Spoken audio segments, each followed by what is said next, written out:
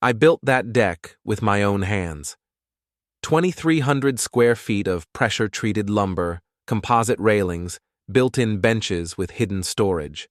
Took me 6 weekends. My son watched from the kitchen window most of that time, occasionally bringing me water, never offering to help. He was 19 then, too busy with his phone, his friends, his life that didn't include manual labor. Now he was standing on it, my deck, telling me I wasn't welcome inside his house. "Your house," I said. My voice came out flat. I was aiming for calm. "Our house," he corrected. His wife stood behind him in the doorway, arms crossed. Her name was Victoria. She looked like someone who sent back wine at restaurants. "The house I helped you buy," I said. "We talked about this, Dad." Trevor shifted his weight. The deck boards didn't creak. I'd built them right. "Today's just not a good time." It was Thanksgiving. 4 o'clock in the afternoon. I could smell turkey from inside. 30 years ago, I'd taught this kid to ride a bike. Now he was blocking his own doorway like a nightclub bouncer who'd memorized the script but didn't believe it. "I drove 4 hours," I said. "You didn't call." "Since when do I need to call?" Victoria stepped forward. She was small, maybe 5'3", but she moved like someone who'd never lost an argument. "Trevor told you we were doing a quiet holiday this year. Just us." "Just us," I repeated. "Meaning you, him, and who else?" "That's not the point." "Then what is the point?" Trevor put his hand on her shoulder. Some signal I wasn't supposed to see. "Dad, you're making this harder than it needs to be." The cold was starting to work through my jacket. November in Michigan feels like January anywhere else. I'd worn the good jacket, the one without the paint stains. Planned this visit for 2 weeks. Called twice, got voicemail both times, figured showing up was better than nothing. I was wrong about that. "Your mother know about this?" I asked. Something crossed Trevor's face. Guilt, maybe. Hard to tell with him anymore. "Mom's not coming either. So it's actually just you two." "Dad, having Thanksgiving alone, together, in the house your mother and I helped you afford. We paid you back for the down payment, half of it, because that's what we agreed on." I could have pushed it, could have reminded him about the closing costs, the inspection, the repairs I'd done before they even moved in. New water heater, rewired the garage, fixed the foundation crack the inspector missed. But I didn't because I'd already lost and we both knew it. "I'll go," I said. Relief flooded Trevor's face. Too much relief. He'd been expecting a fight. Victoria smiled. Not a real smile. The kind you give someone you just beat. "We appreciate you understanding. Maybe we can do lunch next month." "Sure. I'll text you some dates." She wouldn't. We both knew that too. I walked down the deck stairs, still solid, no wobble. I'd sunk those posts 3 feet deep, below the frost line, poured concrete around them. That deck would outlast their marriage. I was halfway to my truck when I heard the door close behind me. Not a slam, just a normal, everyday closing. Like I was the cable guy, like I was nobody. I sat in the truck for a minute, engine off, watching the house. Lights on in every window. Looked warm, looked exactly like the kind of place you'd want to be on Thanksgiving. I'd helped them pick the paint color, some shade of gray that Victoria called charcoal, and I called expensive. My phone buzzed. Text from Diane, my ex-wife. "Heard you got turned away." I stared at that message for 10 seconds. Then I called her. She picked up on the second ring. "Before you say anything, how'd you hear already?" Victoria texted me. "When?" 5 minutes ago. I looked at the house. Trevor and Victoria were visible through the front window, moving around the kitchen, acting normal, acting like they hadn't just kicked their father out into the cold. "She texted you before I even left the driveway," I said. Diane didn't respond right away. I heard traffic on her end. She was out somewhere, probably having a real Thanksgiving with real people who wanted her there. "Are you surprised?" she finally asked. That they're proud of it? Yeah. They're not proud. They're relieved. Relieved that you didn't make a scene. I started the truck. Heat blasted from the vents, cold at first, then gradually warming. I should have made a scene. No, you shouldn't have. Why not? Because that's what they expected. She paused. That's what they wanted. I put the truck in reverse, backed out of the driveway.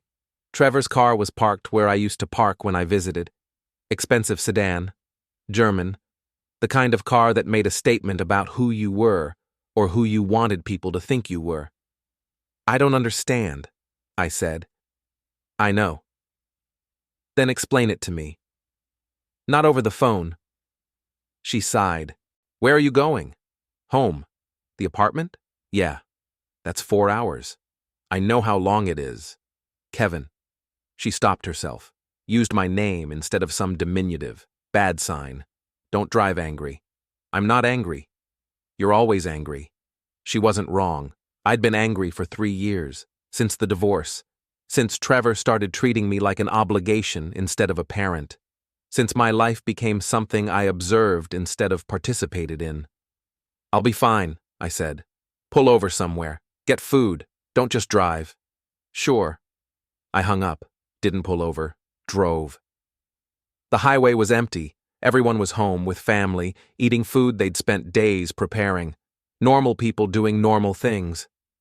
I stopped at a gas station 20 miles out.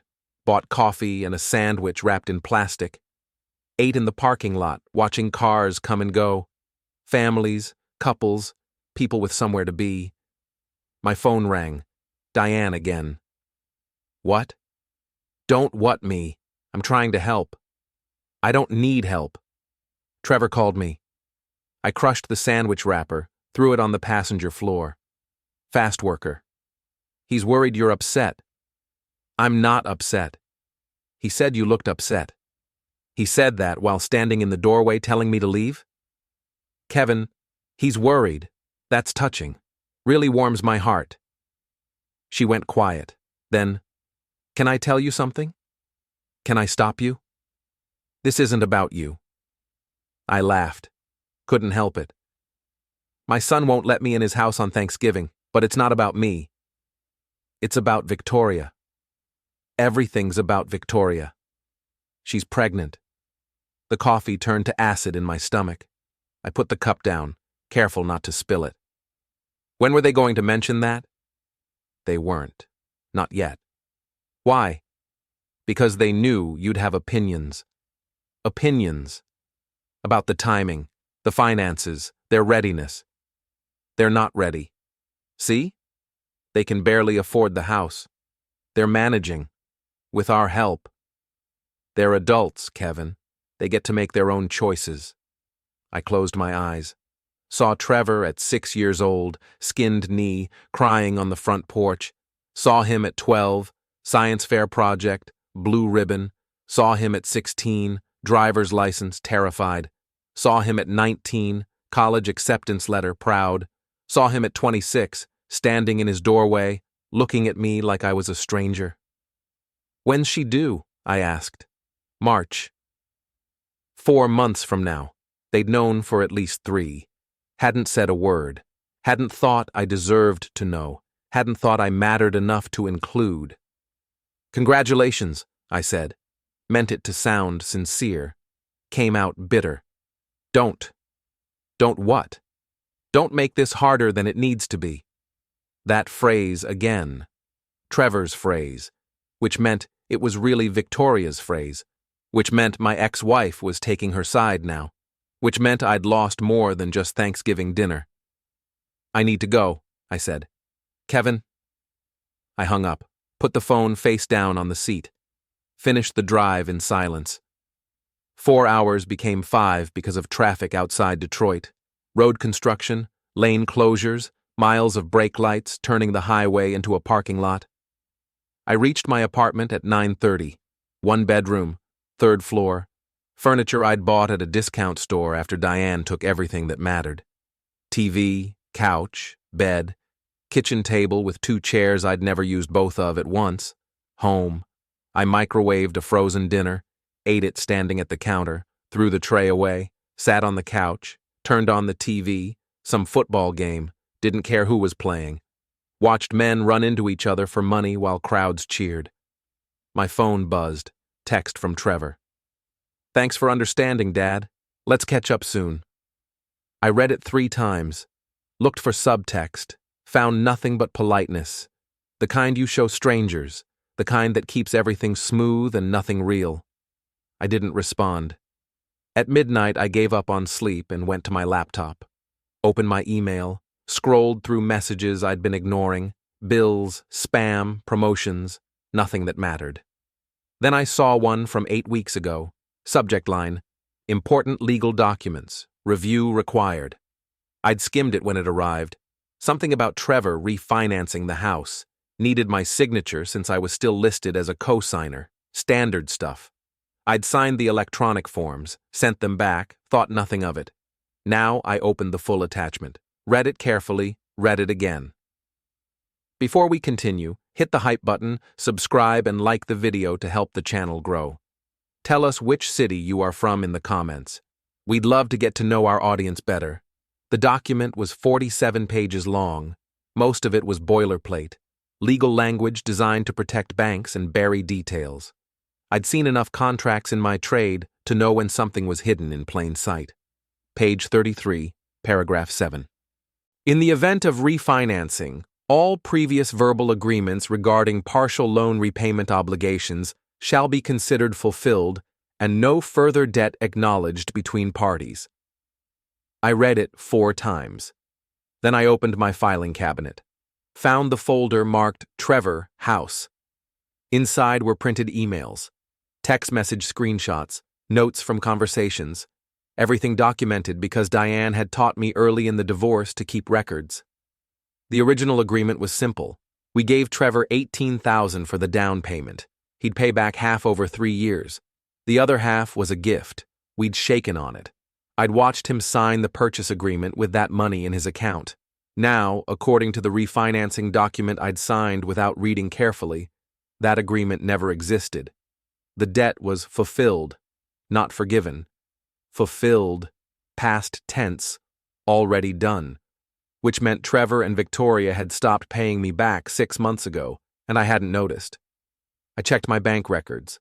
The last payment had been April, $2,000. On time. Then nothing. 7 months of silence, while I assumed everything was fine because why wouldn't it be?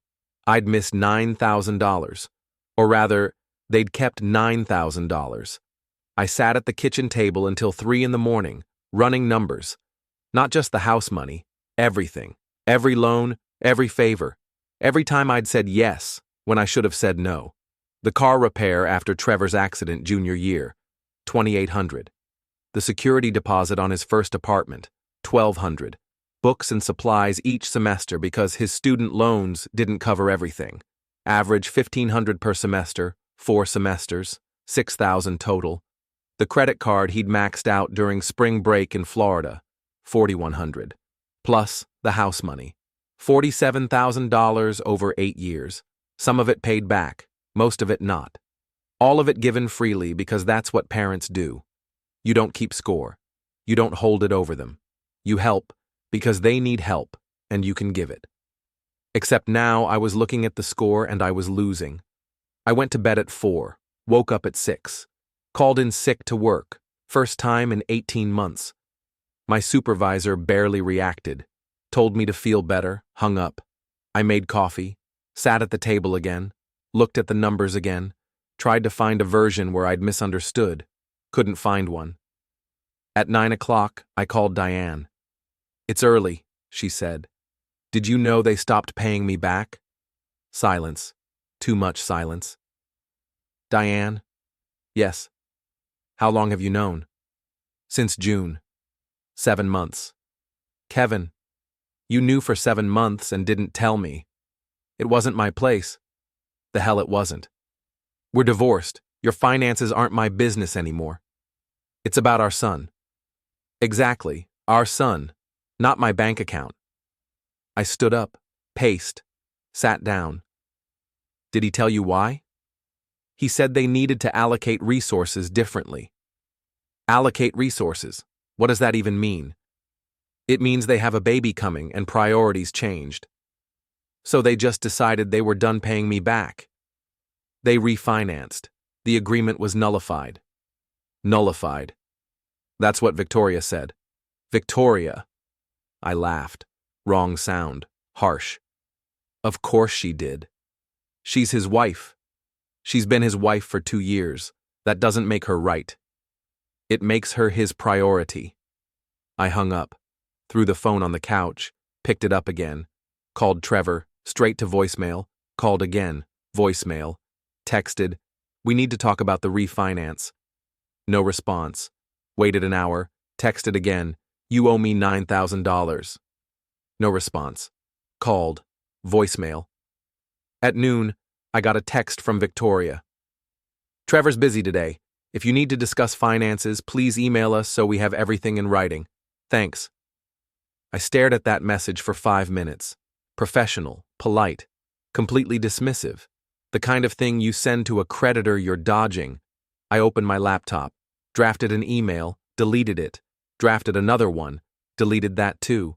Finally wrote, "Trevor, we agreed you'd pay back $9,000 of the down payment money. You stopped paying in April.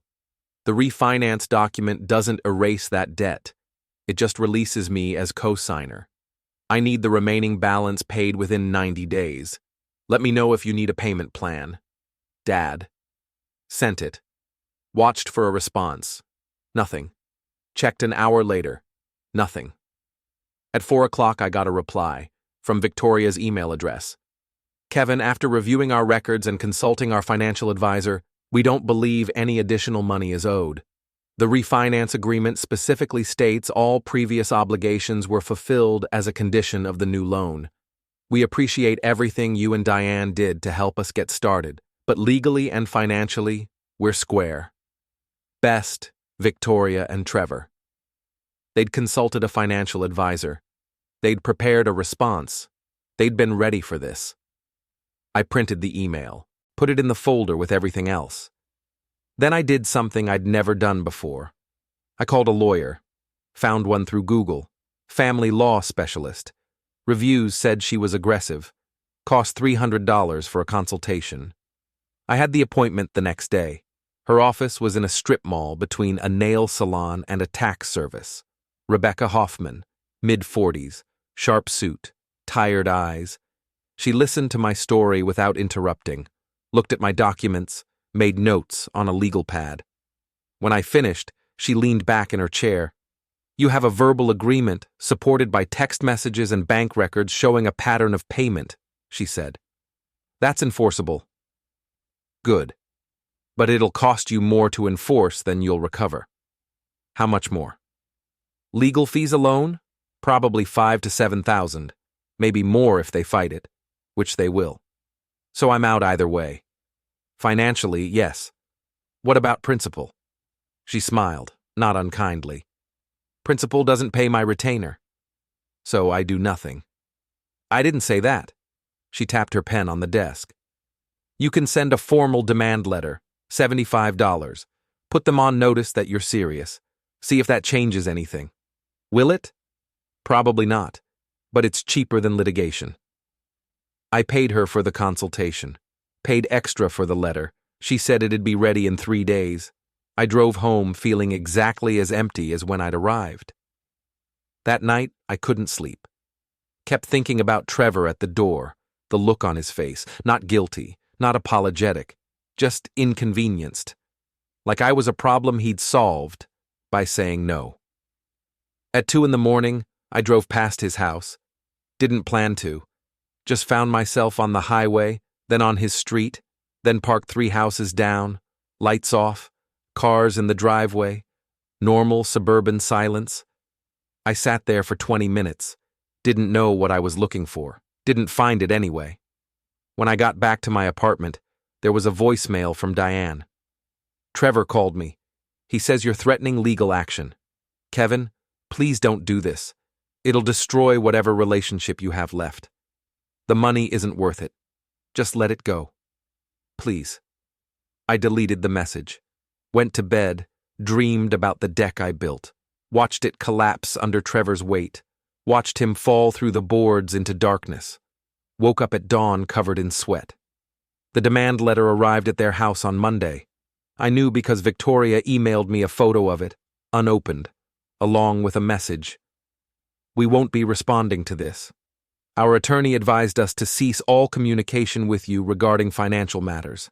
Any further contact should go through legal channels. They had an attorney? Of course they did. I called Rebecca Hoffman, told her about the response. They're calling your bluff, she said. I'm not bluffing. Then you'll need to file suit. That's a $5,000 retainer. Minimum. I don't have $5,000.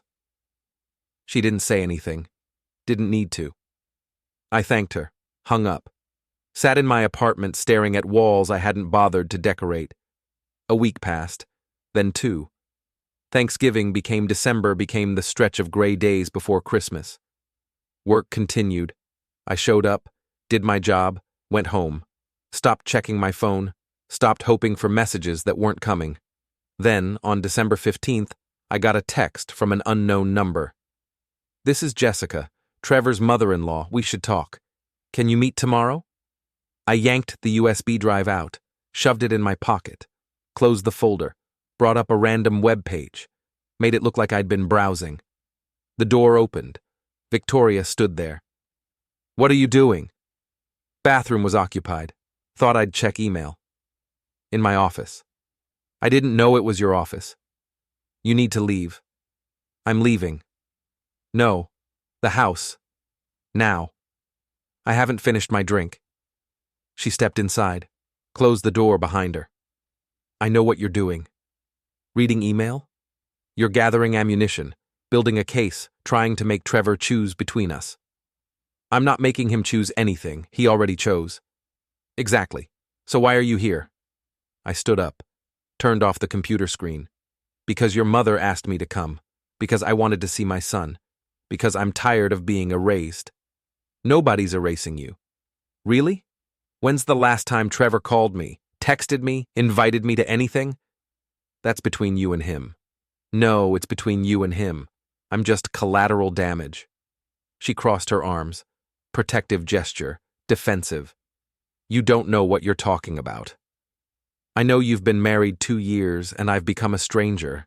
I know you're 3 months behind on the mortgage. I know you have $43,000 in credit card debt. And I know... I stopped myself. You know what? Nothing. Say it. I know you consulted a divorce lawyer in June. Her face went white, then red. How dare you? Your mother's worried about you. My mother needs to mind her own business. Your mother thinks you're making a mistake. My mother doesn't understand modern marriage. Neither do I, apparently, because in modern marriage you keep a rental property secret from your husband and plan your exit strategy before the baby's even born. She slapped me. Fast, hard, left side of my face. I didn't move. Feel better? Get out. Gladly. I walked past her, opened the door. Trevor was at the top of the stairs. He'd heard everything. Dad. Not now, Trevor. Is it true? About the house? I looked at Victoria. She looked at Trevor. Nobody moved. It's complicated, she said. Complicated. Trevor's voice was flat. You own another house and never told me. It's an investment property. That's not an answer. Trevor, do we owe money? Are we behind on payments? We're managing. That's not an answer either. I handle the finances. Apparently, you don't. They stared at each other, the kind of stare that breaks things. I walked downstairs. Jessica was waiting at the bottom. How'd it go? She whispered. Got everything, plus fireworks. I heard the slap. Yeah. You okay? Better than them? We left through the front door, walked to the car, got in, drove 3 blocks before either of us spoke. That went well, Jessica said. Define well. You got the data. Victoria exposed herself. Trevor heard it directly. She smiled. I'd call that a win. He's going to hate me. He's going to hate her more. That's not better. It's different. Right now, you're the villain. Give it a week and she'll take over that role. We drove in silence. She dropped me at my apartment.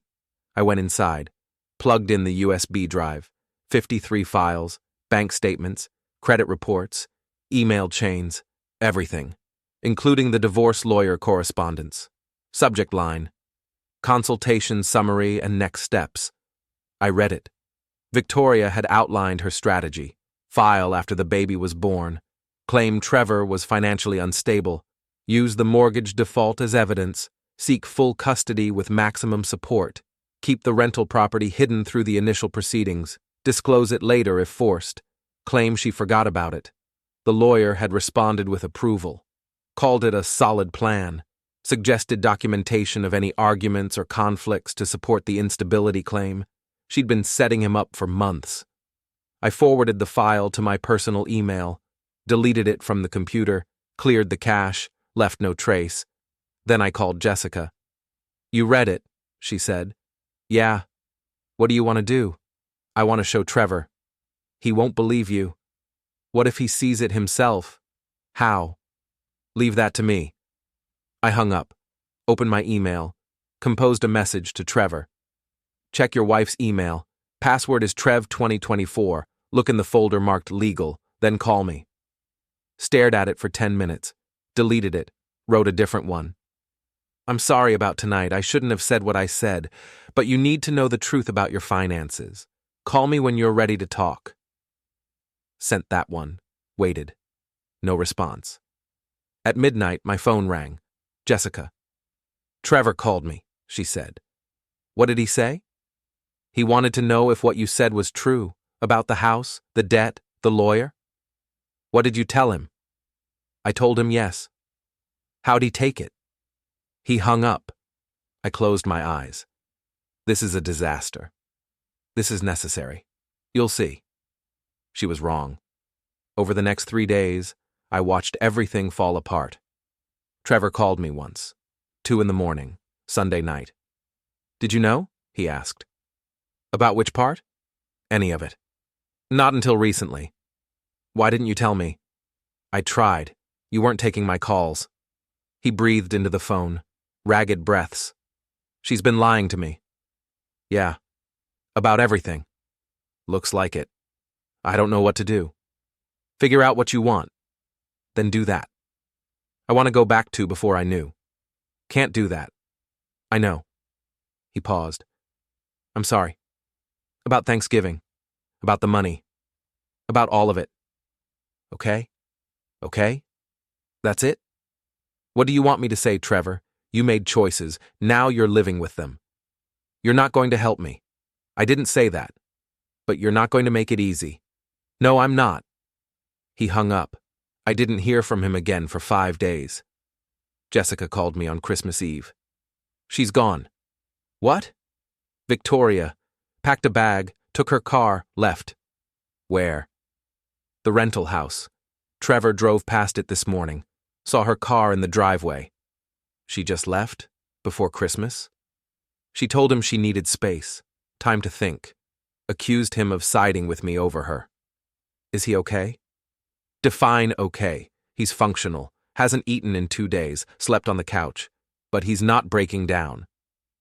"Should I call him?" "No, not yet. Let him process." She paused. "There's something else." "What?" "He asked me to help him look through the finances. Really look. Not just the surface stuff." "And?" "It's worse than we thought. She's been skimming money from their joint account into her private accounts. Small amounts. 50 here, 100 there. Adds up to about 12,000 over 18 months. That's theft. That's marriage. Legally, she has access. Unless he can prove intent to defraud, it's just poor communication." "What's he going to do?" "That depends on what happens tomorrow." "Tomorrow?" "Christmas. She's supposed to come back for dinner. Trevor invited his co-workers. Small gathering. She already committed to it weeks ago." "She won't show." "She will. Appearances matter more than feelings. And she doesn't know we know about the rental property yet. She thinks she's still in control. So, what's the play? Jessica's voice went cold. We take that control away. Christmas Day came with freezing rain, the kind that makes everything slick and dangerous. Roads turned into ice rinks. Power lines sagged under the weight. I spent the morning alone, ate cereal, watched TV, waited for Jessica's call. It came at 2. She's there, Jessica said. Acting normal? Acting perfect, brought presents, wearing a red dress, smiling like nothing happened. How's Trevor? Watching her, learning. What do you need from me? Nothing yet. Just be ready. I'll call you later. She hung up. I waited. 3 hours became 4. The light outside faded. Rain kept falling.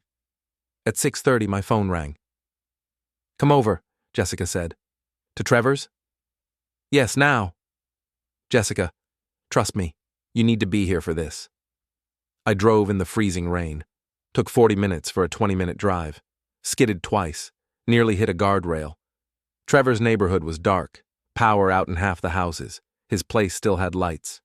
Generator, probably. Something Victoria insisted they buy. I parked on the street, walked up the driveway. The deck looked different in the dark. Shadows made it unfamiliar. The door opened before I knocked. Trevor stood there. Dad. Your mother-in-law called me. I know. Come in. The house was warm. Too warm.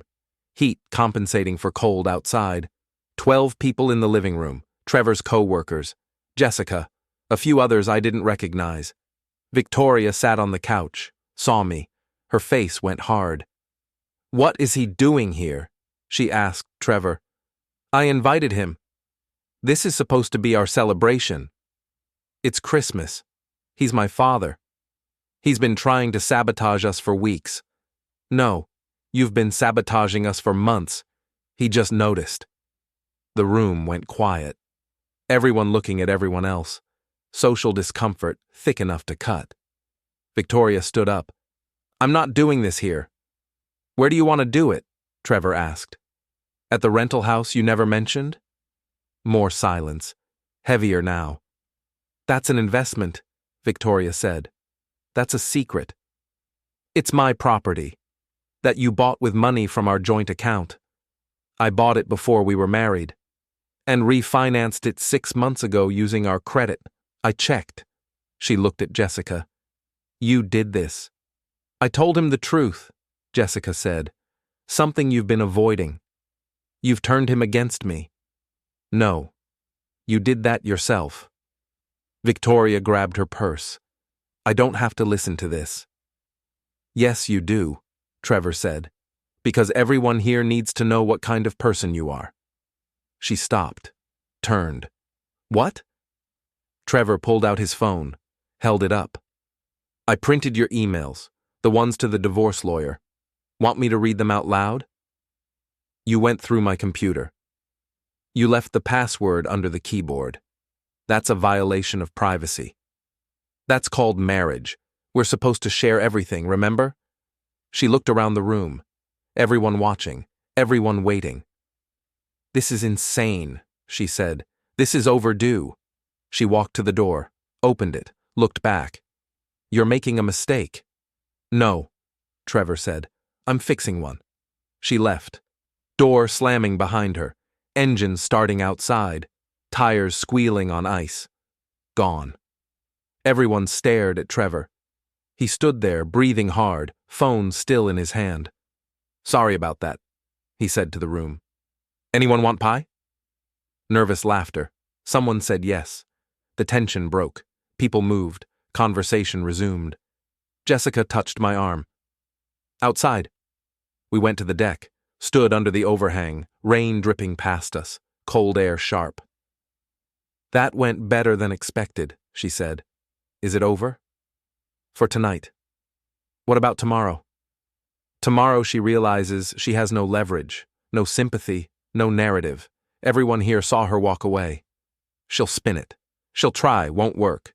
Trevor has the emails, the bank records, the proof. She'll still fight. Of course. But she'll lose. Jessica smiled. And you'll get your money back. I don't care about the money anymore. Yes, you do. But you care about Trevor more. That's good. That's what matters. We stood there in the cold, watching rain fall, watching the end of something. Trevor came outside. You guys okay? Fine, I said. He looked at me. Really looked. First time in months. Thank you. For what? For not giving up. I'm your father. That's not how it works. Some fathers give up. I'm not some fathers. He nodded, looked away. I owe you $9,000. Yeah. I'll pay it back. Real payment plan this time. In writing. Okay? And he stopped. Started again. I'm sorry. For Thanksgiving. For everything after. For believing her over you. She's your wife. She was supposed to be my partner. Maybe she still can be. He shook his head. No, that's done. I'm filing next week. Jessica and I looked at each other. That was fast. You sure? I asked. I'm sure. I can't trust her. Can't build a life with someone I can't trust. What about the baby? I'll be a father. I'll do it right. But not with her. Not anymore. He went back inside. Jessica and I stayed outside. That's cold, I said. That's survival, Jessica replied. We stood there until the rain stopped. The divorce moved fast. Trevor filed on New Year's Eve. Victoria got served on January 2nd. By January 10th, they'd agreed on temporary terms. By February, it was essentially over except for paperwork. Trevor got the house. Victoria got her rental property.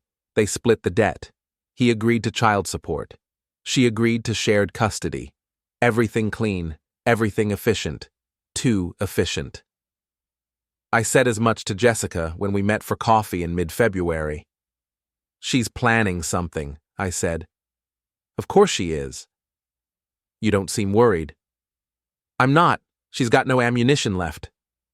She's got a baby coming in 5 weeks. And Trevor's ready for it. He's been setting up the nursery, taking parenting classes, reading books. He's going to be fine. What about after, when she has leverage? She won't. We made sure of it. How? Jessica smiled, pulled out a folder, passed it across the table. I opened it. Legal documents, custody agreement, very specific language about parenting time, decision-making authority, and financial obligations. Airtight, Jessica said. Trevor's lawyer did good work. This is a lot of detail for an unborn baby. That's the point. Establish the framework now, before she can weaponize motherhood. That's harsh. That's necessary. I closed the folder. You really don't like your daughter. I love my daughter. I don't like what she's become. Jessica drank her coffee. There's a difference. Trevor called me that night. First time he'd initiated contact since Christmas. Hey, Dad. Hey. Got a minute? Sure. I wanted to run something by you. He paused. I'm thinking about selling the house. Why? Too big, too many memories, plus I could use the equity. Where would you go? Smaller place, condo maybe, something manageable. What about the baby? I'd have space, just not house space. I thought about the deck, about the hours I'd spent building it, about watching it disappear into someone else's life. Makes sense, I said. You're not mad? Why would I be mad? Because you helped me buy it. I helped you start your life. Lives change. Houses don't matter. Thanks, Dad. When are you listing it? Next month, after the baby comes. Don't want to deal with showings while she's using the place to manipulate visitation. Smart. Jessica taught me that. Think ahead. Plan for her moves before she makes them. How's that going? Exhausting, but necessary. He sighed. I never thought marriage would be warfare. It's not supposed to be. But it is. For me. For now. It'll get better. You think so? No, but it'll get different. That's close enough. He laughed. Small laugh. Tired. Thanks for being honest. That's all I've got. We talked for another hour. About work, about his plans, about the baby's name. He'd picked one, Emma, after his grandmother, my mother. She'd have liked that, I said. I know. Your mother know? Not yet. Haven't told Victoria either. You should. I will. When it matters. He hung up. I sat in my apartment feeling something I hadn't felt in months. Hope, maybe. Or just less weight. Victoria had the baby on March 8th. 7-pound girl. Healthy. No complications. Trevor called me from the hospital. She's here. Congratulations. You want to meet her? Now? Yeah. Before Victoria wakes up. She's sedated. C-section. Rough delivery. I drove to the hospital. Took the elevator to the maternity ward. Found Trevor holding a bundle wrapped in pink. This is Emma, he said. I looked at her. Tiny face, closed eyes, completely unaware of the chaos she'd been born into. She's perfect, I said. Yeah. He was crying, trying not to show it, failing. She's perfect. Victoria woke up 20 minutes later, saw me, didn't say anything, just looked at Trevor. He's here to meet Emma, Trevor said. Fine. That was it. No argument, no drama, just one word and back to ignoring me. I stayed for an hour. Held Emma. Watched Trevor fumble with diapers and blankets and all the things new fathers fumble with. Remembered doing the same thing 26 years ago. When I left, Trevor walked me to the elevator. Thanks for coming, he said. Wouldn't have missed it. I mean it. Having you here. He stopped. It matters. You're going to be a good father. I'm going to try.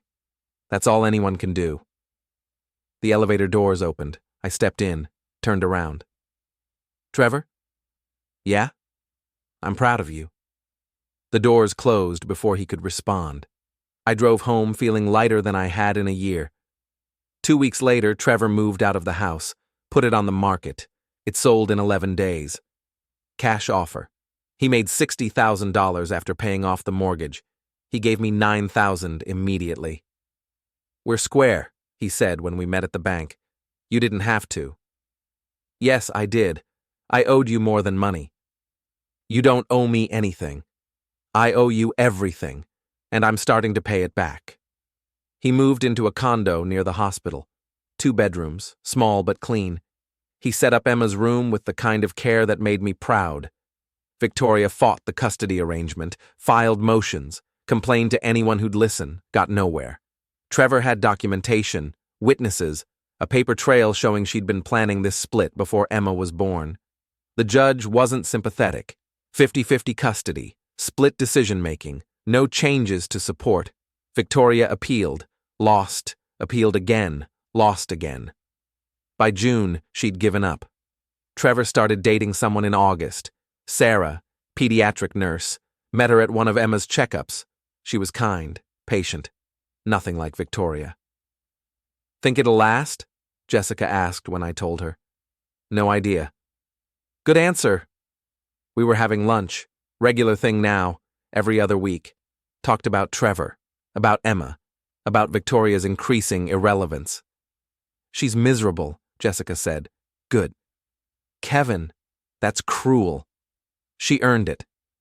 Fair point. Jessica smiled. Trevor mentioned you're seeing someone too. We got coffee twice. That's not seeing someone. What's her name? Lynn. What's she do? Librarian. Librarian. That's wholesome. It's practical, quiet, normal. Normal's good. You should embrace normal. I'm trying. By October, Trevor and Sarah were serious. She met Emma. Emma liked her. Victoria hated her, which made Trevor like her more. That's petty, I told him when he mentioned it. I know. Don't care. He was smiling when he said it. Real smile. First one I'd seen in over a year. You're happy, I said. Getting there. Good. What about you? What about me? You seeing Lynn still? Maybe. That's a yes. That's a mind your own business. He laughed. Fair enough. In November, Trevor asked if I wanted to spend Thanksgiving at his place. Small gathering. Him, Sarah, Emma, Jessica, me, and Lynn, if I wanted to invite her. Think she'd come? I asked. Only one way to find out, I asked her. She said yes. Thanksgiving at Trevor's condo was nothing like the previous year. No tension, no performance, no hidden agendas, just people eating food and being grateful for what they had. Emma sat in a high chair, throwing mashed potatoes on the floor. Sarah laughed. Trevor cleaned it up. Jessica took pictures. Lynn talked about books. I sat there taking it all in. This was what it was supposed to be. What are you thinking about? Lynn asked quietly. How far we've come. You and Trevor? All of us. She squeezed my hand. Didn't say anything. Didn't need to. After dinner, Trevor asked if I'd take a walk with him. We bundled up, left everyone inside, walked through his neighborhood. I wanted to thank you, he said. You already did. Not for the money, for not giving up, for showing up at that Christmas party, for making me see what I couldn't see. That was Jessica. That was both of you. We walked in silence for a minute. I was a shitty son, Trevor said. You were a confused son. I chose her over you. You chose your wife. That's what you're supposed to do. Not when she's wrong. You didn't know she was wrong. I should have known. Maybe. But you know now. That's what matters. He stopped walking, looked at me. I love you, Dad. I love you too. We hugged, middle of the sidewalk, two grown men who'd almost lost each other. When we got back to the condo, everyone was still there, talking, laughing, living. I looked around the room and realized something. This was better than before. Not perfect, not fixed, but better. And better was enough. Christmas came with snow, real snow, the kind that made everything quiet and clean. Trevor invited everyone to his place again, smaller gathering this time. Just family. Me, Jessica, Lynn, Sarah, and Emma. Victoria wasn't mentioned. Her absence was notable only in how nobody noticed it. We exchanged gifts in the morning, nothing expensive, nothing performative, just thoughtful things that showed people were paying attention. Lynn gave me a book. First edition of something I'd mentioned liking once. She'd remembered. I gave her a scarf. Practical, warm. She smiled when she opened it. It's perfect, she said. It's a scarf. It's thoughtful. Trevor gave me an envelope. Inside was a check. Another $9,000. What's this? I asked. The other half of the down payment. The part you said was a gift. I meant that. I know. I'm returning it anyway. Trevor. Dad, take it. Let me do this. I looked at the check. Looked at him. Saw someone who'd grown up when I wasn't watching. Okay, I said. Okay? Okay. He hugged me. Sarah took a picture. Emma screamed for attention. Normal chaos. Normal life. That afternoon, Lynn and I drove to her apartment. Quiet place. Books everywhere. She made tea. We sat on her couch, talking about nothing important. You seem different, she said. Different how? Lighter. Less angry. I was angry? When we met? Yes. You were furious, trying not to show it, but it was there. And now? Now you're just here. I thought about that. Is here good? Here's great. We kissed. First time, slow and careful and real. When I left that night, I drove home feeling like something had finally ended and something else had begun. January brought changes. Trevor got the promotion he'd been working toward. More money, better title, actual respect from people who used to ignore him. Sarah moved in with him. They didn't make a big deal about it. Just happened gradually until one day she was there all the time. Emma started walking, clumsy toddler steps that turned into running within weeks. Trevor sent me videos. I watched them multiple times. Jessica started dating someone, widower from her book club. Nice guy, stable. She seemed genuinely happy. Look at us, she said when we met for coffee, acting like normal people. Are we normal now? God, no, but we're faking it well. In March, on Emma's first birthday, Trevor threw a party, invited everyone, including Victoria. She came, brought a gift, stayed for an hour, barely spoke to anyone. She'd lost weight, looked tired, older than her years. When she left, Trevor walked her to her car. "Thank you for coming," he said. "She's my daughter." "I know. I'm not the villain here, Trevor." "I didn't say you were, but you think it." He didn't respond, just stood there. "I'm sorry," Victoria said, "for all of it." "Okay. That's it, okay? What do you want me to say?" "I don't know. Something that tells me you don't hate me." "I don't hate you. I just don't trust you. There's a difference." She got in her car, drove away. Trevor came back inside, found me in the kitchen. "You okay?" I asked. "Yeah, that was just weird." She apologized. She said the words. Doesn't mean she meant them. Maybe she did. Maybe. Doesn't change anything. He was right. It didn't. April brought more normalcy. Trevor and Sarah talked about getting engaged. Jessica's relationship got serious. Lynn and I started looking at places together, not moving in, just looking, seeing what was possible. Emma learned to say, "Grandpa." Melted my heart every time. Victoria faded further into the background, showed up for custody exchanges, stayed civil, caused no drama. It was almost disappointing how boring it became. Then May happened. Victoria showed up at Trevor's condo unannounced, middle of a Wednesday afternoon. He was at work. Sarah was home with Emma. Sarah called me first. "She's here," Sarah said. "Who?" "Victoria. Just showed up, demanding to see Emma." "It's not her custody day." "I know. She says it's an emergency." "What kind of emergency?" "Won't tell me. Says she needs to talk to Trevor." "Where's Emma?"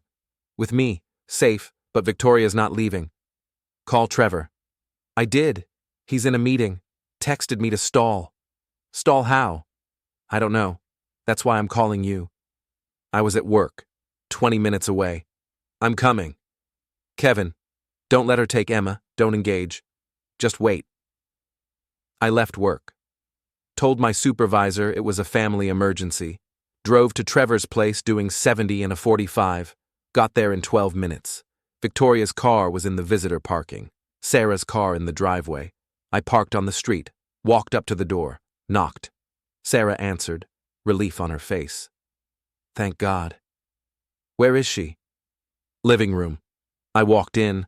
Victoria was on the couch. Emma was in a playpen, safe, oblivious. "Kevin," Victoria said. No surprise. Like she expected me. "Victoria, I need to talk to Trevor. He's at work." "I know, I'll wait." "This isn't your custody day." "This isn't about custody." "Then what's it about?" She looked at Sarah. "Can we have privacy?" "No," Sarah said. "This is a family matter." "I'm family now." Victoria's jaw tightened. "Fine. I'll say it in front of you." She looked at me. "I'm moving." "Okay. To Arizona next month." "Why?" "New job, better opportunity, fresh start." "What about Emma?" "That's what I need to discuss with Trevor. I want to modify the custody arrangement." "To what?" "Summers and holidays. I'll have her during the school year." I laughed. Couldn't help it. "You're kidding." "I'm serious. Trevor will never agree to that. He doesn't have a choice. I'm her mother. I have rights." "You have 50-50 custody. That's your right. You want to move and take her full time? That's a court battle. One I'll win." "Based on what? Your stellar track record?" "Based on being her primary caregiver." "You're not her primary caregiver. You have her 4 days a week. Trevor has her 3. That's not primary." "I'm her mother. And he's her father. Biology isn't leverage." She stood up. "I'm not arguing with you." "Good, because you'll lose." "I'll wait for Trevor." "Wait outside." "Excuse me?" "You heard me. This isn't your house. You're not welcome here. Wait outside or leave." "Sarah." "He's right," Sarah said. "You need to leave." Victoria looked between us, calculating, weighing options. Fine. Tell Trevor I'll be in my car. She left, door closing with forced calm. Sarah locked it behind her. That was intense. That was restrained. You should see me really angry. She laughed, nervous energy. What do we do now? We wait for Trevor. Let him handle it. Trevor arrived 30 minutes later, came in through the garage, saw us in the living room. Where is she? Her car, I said. What did she say? She's moving to Arizona. Wants primary custody. His face went blank. No. That's what I said. Did she threaten legal action? Implied it. He pulled out his phone, texted someone, put it away. My lawyer says she's got no case. Relocation without consent requires proof that the move benefits the child. New job in another state doesn't count.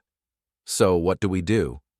I talk to her, tell her no, document the conversation. If she pushes, we go back to court.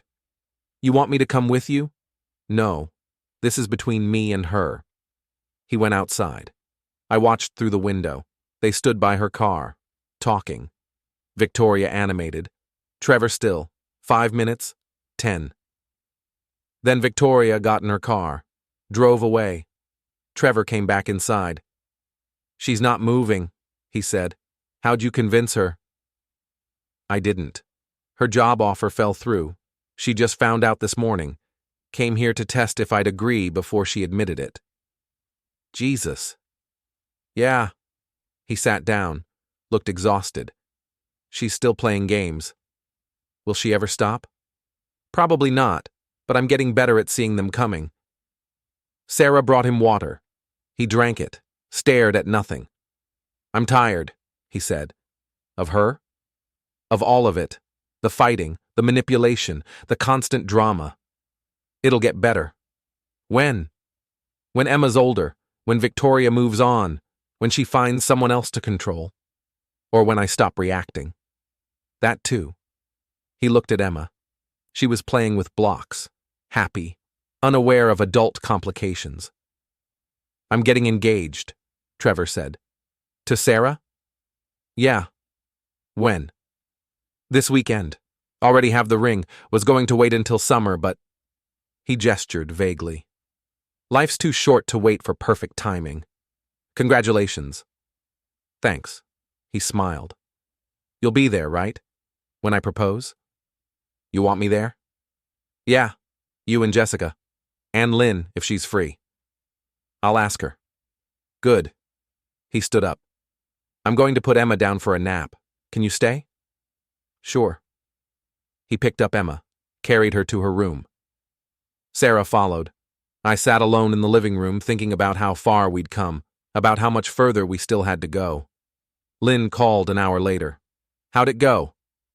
Victoria showed up, made threats, left when they didn't work. Is Trevor okay? He's proposing to Sarah this weekend. That's fast. That's necessary. You going?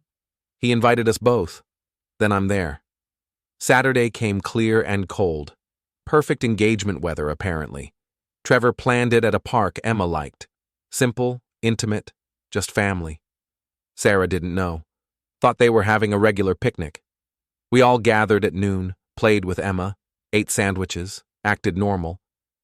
Then Trevor got down on one knee. Sarah, I love you. I love who you are with Emma.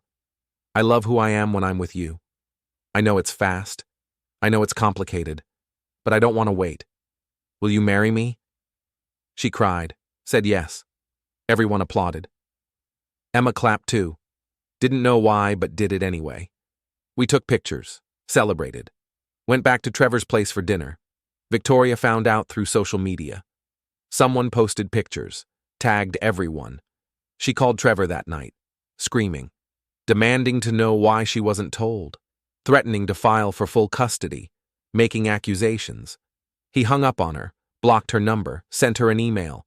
All communication goes through lawyers from now on, no exceptions. She responded with threats. He forwarded them to his lawyer. His lawyer sent her a cease and desist. She went quiet after that. For 3 weeks.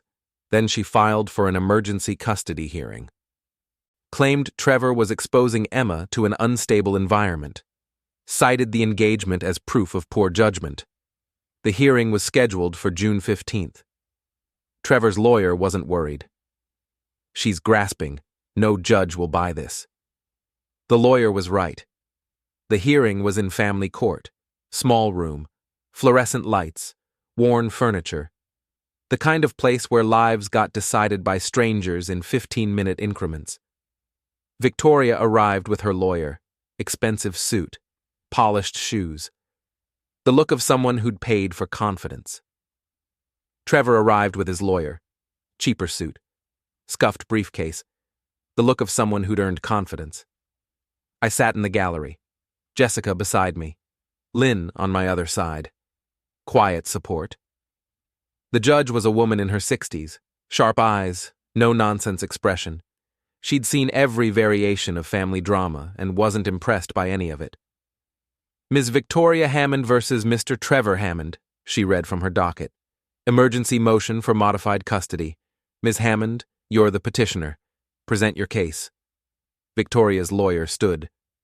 Your Honor, my client is concerned about the instability in Mr. Hammond's household. He recently became engaged to someone he's known for less than a year. This person is now living in his home, around his daughter, without proper vetting or consideration for the child's well-being. Mr. Hammond's relationship status is documented in the custody agreement as his personal matter, the judge said. Unless you're alleging abuse or neglect, I don't see grounds for emergency intervention. We're alleging poor judgment, Your Honor. Mr. Hammond is prioritizing his romantic relationship over his daughter's stability. Based on what evidence? Based on the timeline. 8 months from meeting to engagement. That's not stable decision-making. The judge looked at Trevor. Mr. Hammond, your response? Trevor's lawyer stood.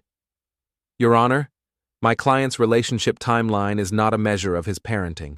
He's consistently met all custody obligations. His home is safe. His daughter is thriving.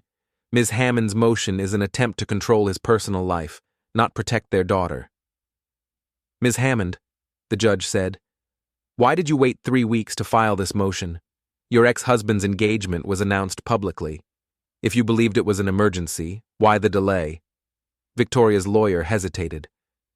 My client needed time to consult with experts. What experts? Child psychologists? Family counselors? Do you have their reports? Not yet, Your Honor. We're in the process of scheduling evaluations. So, you filed an emergency motion without any expert testimony to support it? We believe the urgency justifies preliminary action. The judge leaned back. I don't see any urgency here. I see a parent upset about her ex-husband's choices. That's not grounds for emergency modification. She looked at Victoria. Ms. Hammond, do you have any evidence of actual harm to your daughter? Victoria stood up. Your Honor, I'm concerned. Evidence, Ms. Hammond, not feelings. He's exposing her to a stranger. Sarah Williams has been in your daughter's life for 8 months.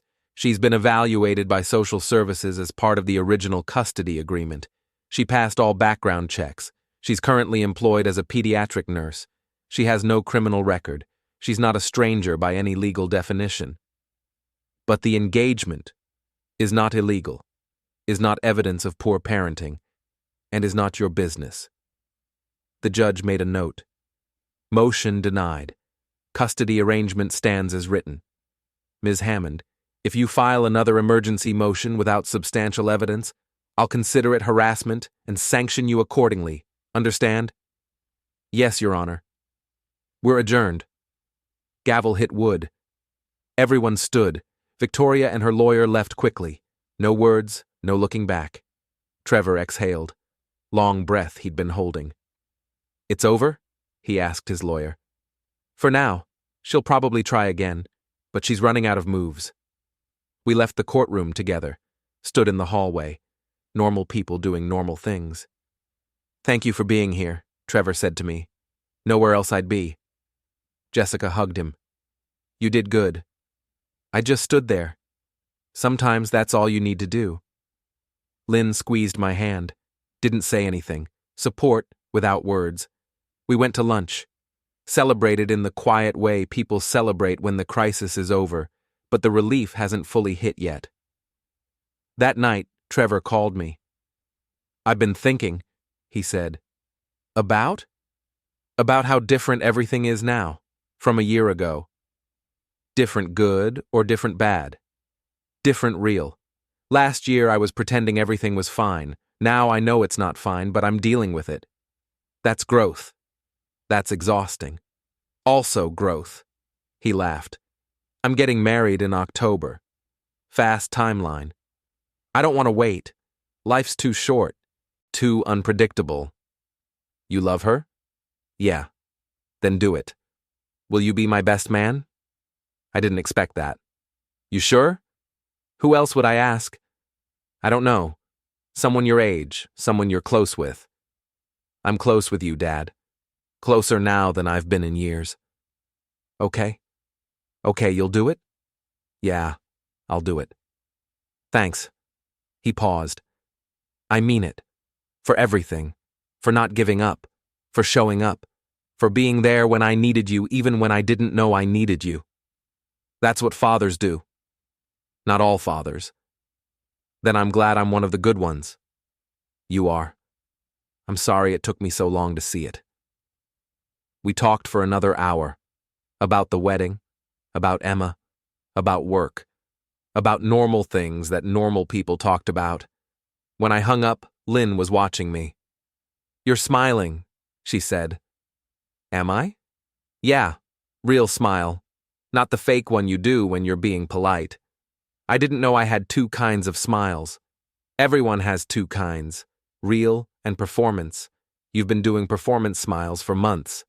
And now you're doing real ones. We sat together on her couch. Comfortable silence. The kind that comes from being with someone who doesn't need you to perform. What are you thinking about? She asked. How everything almost fell apart. But didn't. Are you happy? I'm getting there. That's good enough for now. She was right. It was. The summer passed quickly. Trevor and Sarah planned their wedding. Small ceremony, close friends and family only. Victoria was not invited. She tried to cause problems, called Trevor repeatedly, sent emails, made vague threats about legal action. His lawyer sent another cease and desist. She ignored it. He filed for a restraining order. That got her attention. The judge granted a temporary order. No contact except through lawyers. Custody exchanges through a third party. Victoria finally backed off. Emma thrived, started talking more, learned to climb everything, became a tiny person with opinions and preferences. I saw her every week. Wednesdays were grandpa days. I'd pick her up from daycare. We'd go to the park. She'd run around. I'd watch. Simple routine. Perfect routine.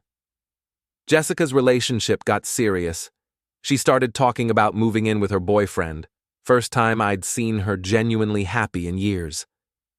Lynn and I found a house. Small place, 2 bedrooms, close to Trevor's condo. We moved in together in September. This is a big step, she said while we unpacked boxes. Second thoughts? No, just acknowledging it's big. It is big. Are you scared? Terrified. Good, me too. We unpacked together, built something new, something neither of us had planned but both of us wanted. October arrived with cold weather and wedding preparations. Trevor was nervous. Sarah was calm. Emma wore a flower girl dress and lasted 40 minutes before having a meltdown. The ceremony was short. The reception was simple. Everyone who mattered was there. I gave a toast, kept it brief, told Trevor I was proud of him, told Sarah she was family now, meant every word. Victoria wasn't there, didn't send a card, didn't acknowledge it happened. Emma spent the night with me and Lynn, her first sleepover. She cried for 20 minutes, then fell asleep, woke up happy. Trevor and Sarah honeymooned for a week. Nothing exotic, just a cabin upstate. Time alone, time to breathe. When they got back, everything settled into a new rhythm. Trevor went to work. Sarah went to work. Emma went to daycare. I went to my job. Lynn went to hers. Normal life. The kind I'd thought was gone forever. November came with more snow. Thanksgiving at Trevor's place again. 3rd year in a row. This time it felt established, like tradition instead of accident. Jessica brought her boyfriend. Nice guy. Quiet. Stable. She looked happy. Lynn made pie. Sarah made turkey. Trevor handled the chaos. Emma ran around screaming. Normal toddler behavior. Normal noise. We ate together. Talked about nothing important. Laughed at small things. At the end of the night, after everyone left, Trevor walked me to my car. "Thanks for coming," he said. "Always. I mean it. This year, last year, all of it. You showing up matters. I'm your father. That's what I do. Some fathers don't. I'm not some fathers." He hugged me, tight, the kind of hug that says more than words. When I got home, Lynn was already in bed, reading, waiting. "How was it?" she asked. "Perfect." "Really?" "Really." She set her book down. "Tell me." So I did, told her about the food, the conversation, the normalcy of it all. "Sounds nice," she said. It was. "You deserve nice." "So do you." She smiled, turned off the light. We fell asleep together. December came with Christmas plans. Trevor and Sarah hosted again. Same small group, same traditions. Emma opening presents, everyone pretending to be surprised. Victoria sent a gift for Emma. Expensive toy, no card, no message. Trevor set it aside. "We'll give it to her later." "Don't you want to open it?" I asked. "Not really. It might be genuine."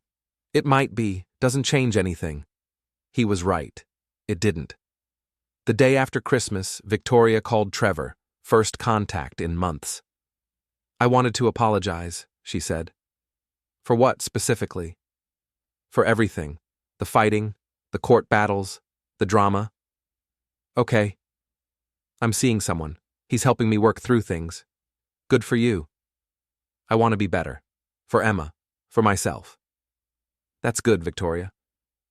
Can we try to co-parent better, without lawyers, without fighting?" Trevor paused, looked at Sarah. She nodded. "We can try," he said. "Thank you." They hung up. Trevor told me about it later. "Do you believe her?" I asked. "I don't know, but I'm willing to see. What if she's manipulating again? Then we'll deal with it, but I can't live assuming the worst forever. That's mature. That's exhausting, but necessary." January came. New year, new chances. Victoria showed up for custody exchanges on time. Was polite. Didn't cause drama. Trevor stayed cautiously optimistic. Sarah stayed watchful. Emma stayed happy. I stayed grateful. For the first time in 2 years, everything felt stable. Not perfect, not fixed, but stable. And stable was enough. Then February happened. Victoria called Trevor, asked if they could meet, in person, to discuss something important. He agreed, told me about it beforehand. "You think it's a trap?" I asked. "Maybe, but I'm bringing Sarah, and my lawyer's on standby." They met at a coffee shop, public place, neutral ground. Victoria was waiting when they arrived. She looked different, thinner, tired, older. "Thank you for meeting me," she said. "What's this about?" Trevor asked. "I'm moving to Arizona." "We've been through this." "No, I'm actually moving this time. Already have the job, already have the apartment, leaving in 3 weeks." Trevor stared at her. "What about Emma?" "That's why I wanted to meet. I'm not taking her." Silence. "What?" Trevor finally said. "I can't do this anymore. The fighting, the stress, the constant battle. I'm not good for her. Not like this." "So you're giving up?" "I'm letting go." Victoria's eyes filled with tears. "I love her. I do. But I'm drowning. And if I keep fighting for custody, I'm going to drag her down with me." "What are you proposing?" "You have primary custody. I'll visit when I can. We'll figure out summers when she's older, but for now, she needs stability. She needs you." Trevor looked at Sarah. She looked as stunned as he did. "I need to talk to my lawyer," he said. "I already talked to mine. He's drafting the paperwork." "Victoria, don't try to talk me out of it. I've thought about this for months. It's the right thing." She stood up, left money for her coffee, walked out. Trevor called me from the parking lot. "She's leaving Emma with me," he said. "What?" "She's moving to Arizona, giving up custody. Says she can't handle it anymore." "Is this real?" "I think so. She seemed—" He searched for the word. "Broken." "How do you feel?" "I don't know. Relieved, guilty, confused. All of those are valid." "What do I do?" "You accept. You document. You protect Emma. And you move forward." "Just like that?" "Just like that." He hung up. 2 weeks later, the paperwork was finalized. Trevor had primary custody. Victoria had visitation rights. She didn't fight, didn't argue, just signed. She moved to Arizona on March 1st, sent Emma postcards occasionally, called once a month, stayed civil, stayed distant. Emma asked about her sometimes. Trevor answered honestly, said Mommy lived far away now, but Mommy loved her, and Mommy would visit when she could. Emma seemed to accept it. Kids are resilient that way. Trevor settled into his new normal: work, Sarah, Emma, routine, stability. I settled into mine: Lynn, work, weekly visits with Emma, normal grandfather things. Jessica settled into hers, moved in with her boyfriend, stopped obsessing about Victoria, let go of control. We all moved forward, different paths, same direction. By summer, everything felt established. Not perfect, not without complications, but established. And that was enough. On July 15th, Trevor called me. "Want to come over for dinner?" he asked. "Sure. What's the occasion?" "No occasion. Just want you here." I went. Lynn came with me. We ate together, talked about nothing important, played with Emma. At the end of the night, Trevor walked me out again. "You know what I realized?" he said. "What?" "You never gave up, even when I gave you every reason to. That's what fathers do. Not all fathers. Then I'm glad I'm me." He smiled. "Me too." We hugged. I drove home. That night, lying in bed next to Lynn, I thought about the last 2 years, about everything that had happened, everything that had almost destroyed us, everything that had somehow made us stronger. "What are you thinking about?" Lynn asked. "How close I came to losing him." "But you didn't." "But I almost did." "Almost doesn't count." She was right. It didn't. I fell asleep grateful, for second chances, for stubborn love, for the family I'd almost lost and somehow found again. And that was enough.